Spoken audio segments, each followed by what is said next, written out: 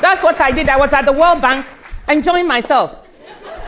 And I was invited to come back, very risky. And I took one of the biggest risks in my life to go back. Because you know what? When you fight corruption, those same people fight you back. And if they can't fight you, they you. So they kidnapped my mother and held her for 5 days and said I should resign. And I refused. They threatened me. And even after I left, they continued to malign my name. That's why I wrote, fighting corruption is dangerous. But who will fight for you? You Africans in the room. I took a risk. Because even people, there are people, sensible people, who still believe Okonjo-Iweala did something. Just because those people tried to damage your name. But in spite of all that, I don't regret one day. I went and I fought. And so when my grandchildren ask me, I'll be able to lift up my head and say, yes, I did something. What are you going to say? All right, you just watched that video now of Ngozi Iweala, what she was saying about corruption, right? You see, this is how corruption has eaten us in Africa, right? It has eaten us in Africa. Especially Nigeria. Especially Nigeria, corruption has eaten us in Nigeria. That no matter what you want to do, if you did not bribe your way, you cannot get that thing. Come on to seek for international passport, you have to bribe your way. You have to bribe your way to get an international passport. You want to join a force in Nigeria, you have to bribe your way to join a force in Nigeria. Anything you want to do in Nigeria, you have to bribe your way in before you can get that job or you can get that thing. Okay, this is how corruption has eaten us. That is how corruption has eaten us. You can imagine. I saw that they have granted Farotimi bail of 50 million naira. Nigeria, this is really funny. For defamation, you grant somebody bail of 50 million.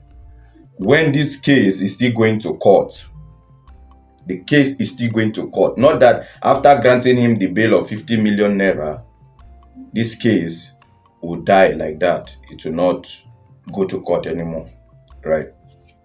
The case will still go to court.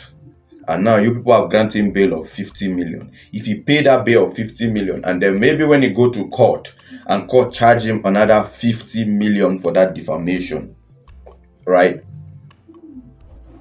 So total will be how much? Let's say 100 million. After paying 50 million for his bail, to secure his bail. This country, don't be saying I swear, this country will not move forward.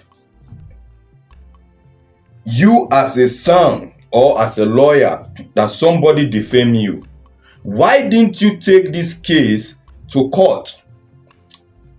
Why didn't you take it to court that to bring the Nigerian police involved in such issue? Because why? You as a son, you know that the Nigerian judiciary system is corrupt. That is why once anybody defame you people, you want to run to the police so that you can arrest that person.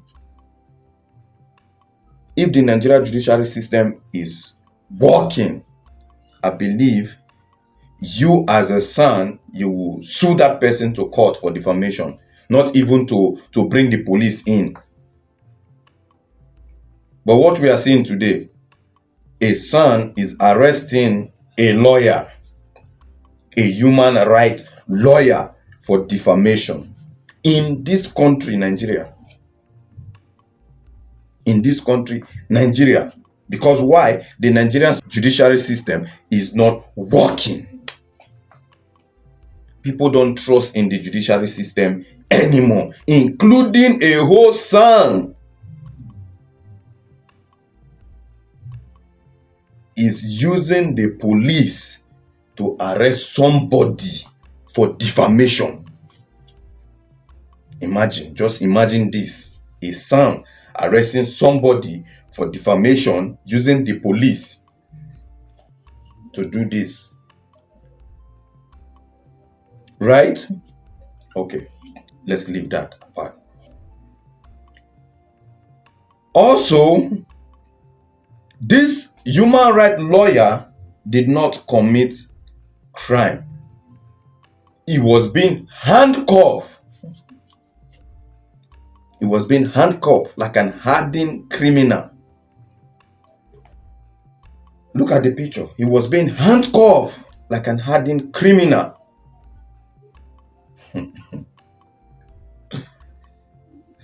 Nigeria, my country.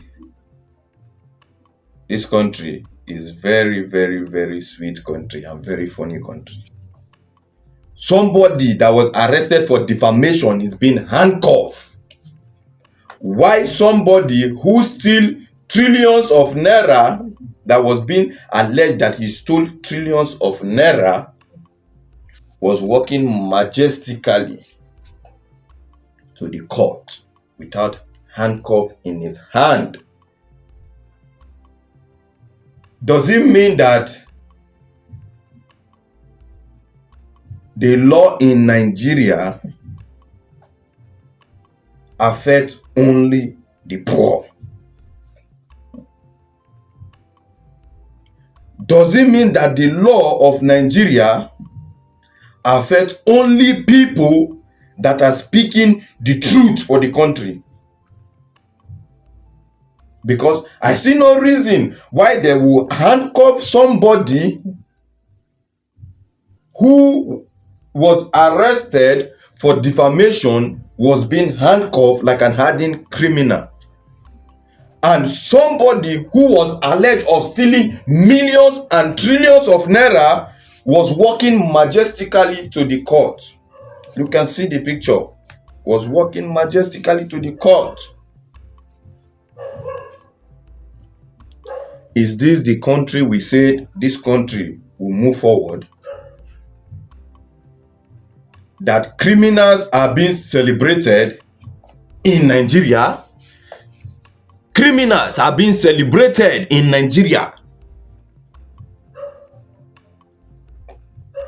Since Yaya Bello went to court and court told the EFCC to take him to their custody, till today, we have not seen a picture of Yaya Bello inside EFCC cell, or see a video of Yaya Bello inside EFCC cell, that Yaya Bello is really there in EFCC custody.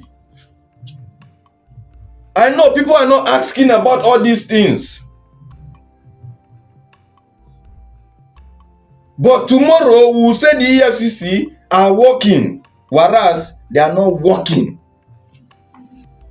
EFCC, if you people are working, post Yaya Bello on your official page. We want to see Yaya Bello inside your custody, where you people keep him in your custody. We want to see him there. We want to see a picture of him.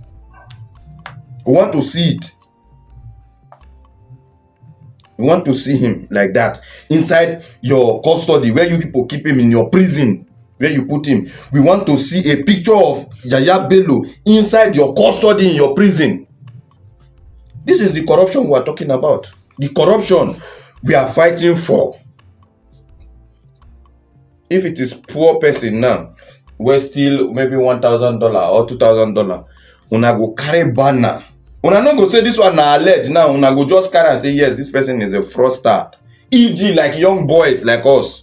Once una whole young boys is a fraudster, before you know, una don carry placard, give am, write him name, write the money when he thief. Una go snap am, post am on our official page.